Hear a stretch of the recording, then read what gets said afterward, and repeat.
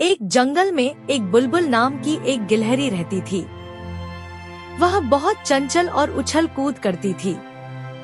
कई बार जंगल के जानवर उसे समझाते थे कि इतनी उछल कूद और शरारत करना ठीक नहीं है, लेकिन वह नहीं मानती थी। उसे यह सब करने में मजा आता था। एक दिन बुलबुल एक पेड़ पर उछल कूद कर रही थी। तभी वहाँ भोलू भालू आया। बुलबुल कूदकर उसकी पीठ पर बैठ गई। भोलू, बुलबुल बहन, आज भी रोज की तरह शैतानी कर रही हो। पिछली बार तुम्हारे कारण मेरा पैर फिसल गया और मैं कीचड़ जा गिरा था। यह सुनकर बुलबुल हंसने लगी। बुलबुल, माफ करना भोलू, तुम्हें देखकर तुम्हें छेड़ने का मन करता है, लेकिन मैं वादा करती हूँ आज तुम्हारे साथ कोई शरारत नहीं करूँगी। भोलू एक पेड़ के नीचे लेटकर आराम करने लगता है। कुछ देर बाद बुलबुल की आवाज सुनकर उठ जाता है। बुलबुल, बचाओ बचाए, मैं यहाँ पेड़ की डाल पर फंस गई। भोलू वहाँ पहुँचता है तो देखता है बुलबुल अपनी पूंछ के सहारे लटकी हुई है और कभी भी गिर सकती है। वह दौड़ कर जाता है और सभी जानवरों को बुला लाता है।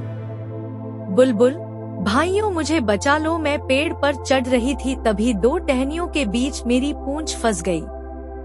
कुछ देर बाद जिराफ वहां पहुंचता है। वह गिलहरी को पेड़ से छुड़ाकर नीचे रख देता है। बुलबुल सबका धन्यवाद करती है। भोलू, देख लिया शरारत करने का नतीजा। वादा करो आगे से कभी शरारत नहीं करूंगी। बुलबुल वादा कर लेती है। वह 2 दिन चुपचाप अपना खाना खाकर एक पेड़ पर बैठी रहती थी, लेकिन उसका मन बहुत उदास था। उसे तो उछल कूद करने में मजा आता था। एक दिन वह पेड़ पर बैठी थी, तभी उसने देखा चंचल बंदर इस डाल से उस डाल पर कूद रहा था।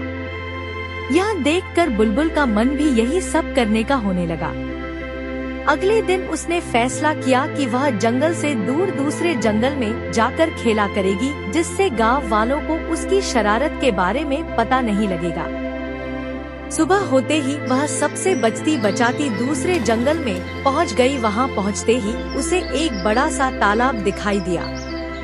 उसने सोचा क्यों न पहले नहा लिया जाए। वह जैसे ही तालाब के पास पहुंची, एक चिड़िया ने उसे आवाज लगाई, चिड़िया बहन, क्या तुम इस जंगल में नई आई हो? इस तालाब से दूर रहना, इसमें कोई भी नहाने जाता है उसके शरीर का एक हिस्सा गायब हो जाता है। बुलबुल, वहाँ ऐसा कैसे हो सकता है? तुम झूठ मूठ में मुझे डरा रही हो। चिड़िया, तुम्हारी मर्जी, मैं तो तुम्हें सावधान कर रही थी। जाओ नहा कर देख लो, पता लग जाएगा। बुलबुल नहीं मानी। उसने तालाब में डुबकी लगा ली। उसे बहुत मजा आया। वह बहुत देर तक तालाब में नहाती रही। जब वह तालाब से बाहर निकली तो चिड़िया उसे देखकर हंसने लगी। बुलबुल, तू क्यों हंस रही है? चिड़िया, तुम्हारी पूंछ कहाँ है? बुलबुल ने पलट कर देखा तो उसकी पूंछ नहीं थी। बिना पूंछ के वह बहुत बुरी लग रही थी।